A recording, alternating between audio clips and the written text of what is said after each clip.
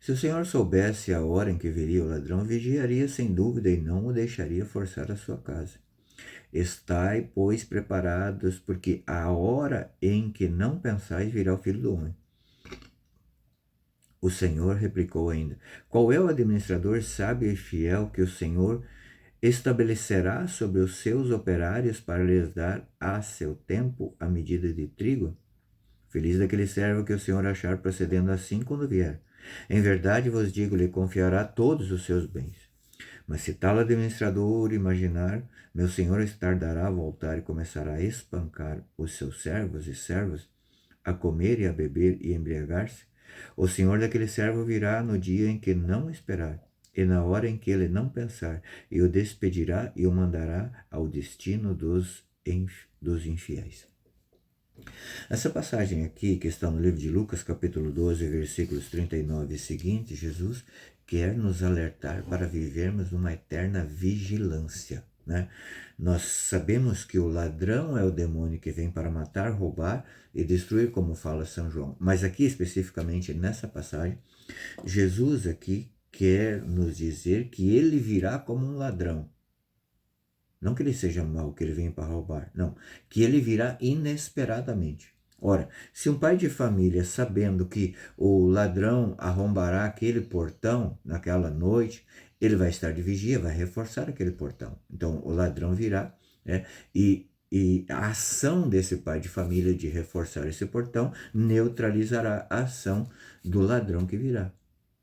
Então, Jesus nos fala que é preciso que nós estejamos constantemente em estado de alerta, constantemente.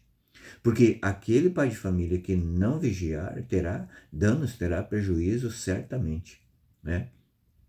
São Gregório Magno vai dizer que o demônio, o ladrão, digamos assim, arromba a nossa carne, a nossa casa de carne, né?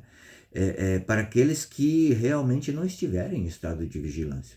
Porque aqueles que estão em estado de vigilância, aqueles que se prepararam com a penitência, aqueles que se prepararam a sua vida, a sua alma, né?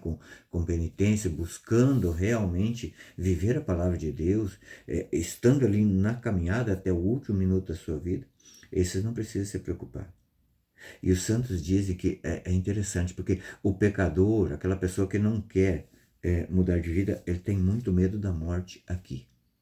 Mas quando for para o inferno, desejará a morte e não conseguirá. Porque o inferno é um constante looping temporal, segundo Santa Francisca Romana, no livro O Tratado do Inferno.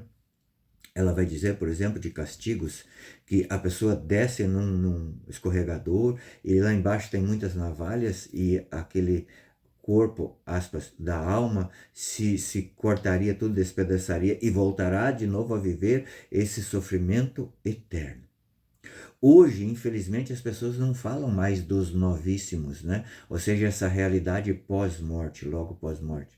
Mas Nossa Senhora, em Fátima, em 1517, se não me engano,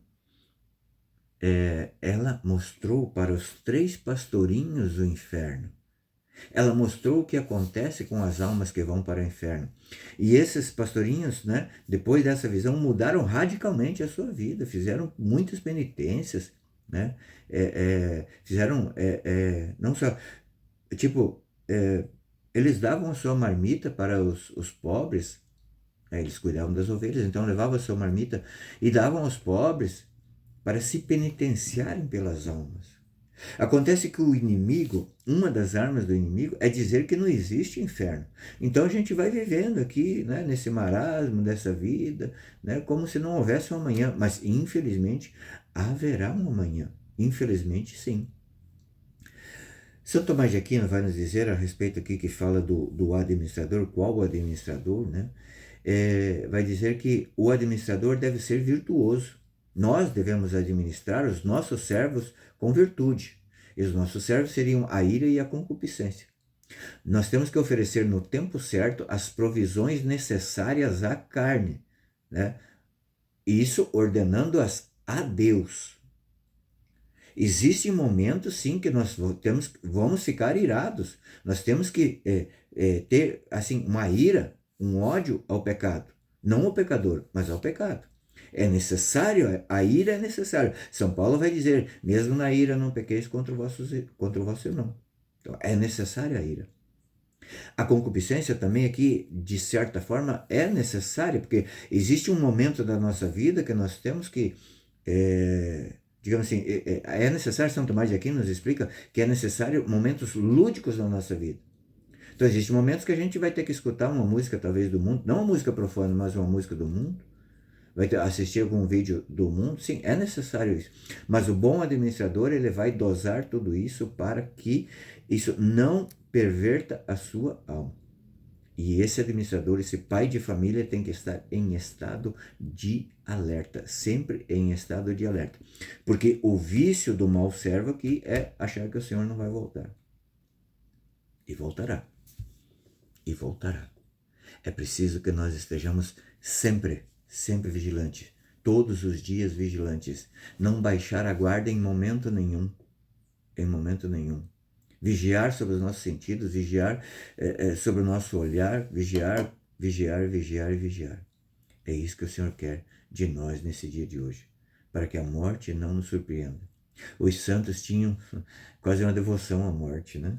São Francisco chamava, ó irmão morte. São Paulo dizia, morrer para mim é lucro. E para você? A morte te atormenta? A realidade da morte?